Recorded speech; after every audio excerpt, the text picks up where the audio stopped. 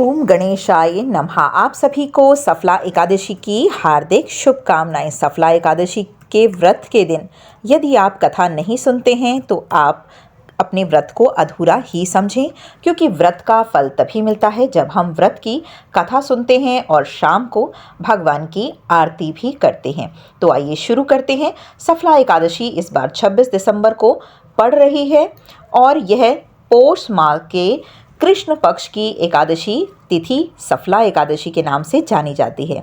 इस बार यह 25 दिसंबर को रात को 10:30 पर लगेगी और सफला एकादशी फिर 26 को ही मनाई जाएगी।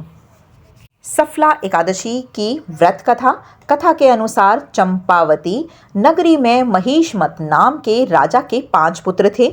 बड़ा पुत्र बड़ा ही चरित्रहीन था और देवताओं की निंदा किया करता था, मांस भी खाया करता था और उसमें कई बुराइयां भी थीं, जिससे कि राजा और उनके भाइयों ने उससे अपना नाता तोड़ लिया था।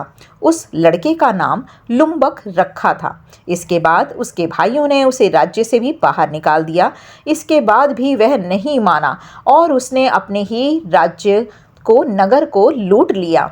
एक दिन उसे चोरी करते हुए सिपाहियों ने पकड़ लिया, पर राजा का पुत्र जानकर छोड़ भी दिया। फिर वह वन में एक पीपल के वृक्ष के नीचे रहने लगा।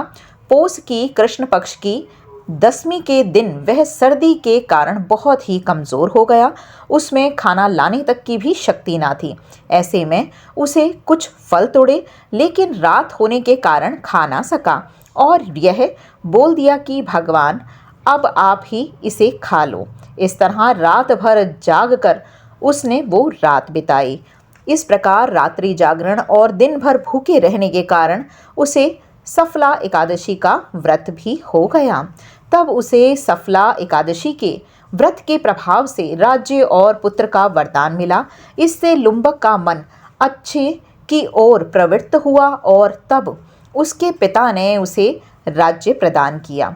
उसे मनोज्ञ नामक पुत्र हुआ, जिसके बाद में राज्य सत्ता सौंपकर लुम्बक खुद भगवान विष्णु के भजन में लगकर मोक्ष प्राप्त करने में भी सफल रहा।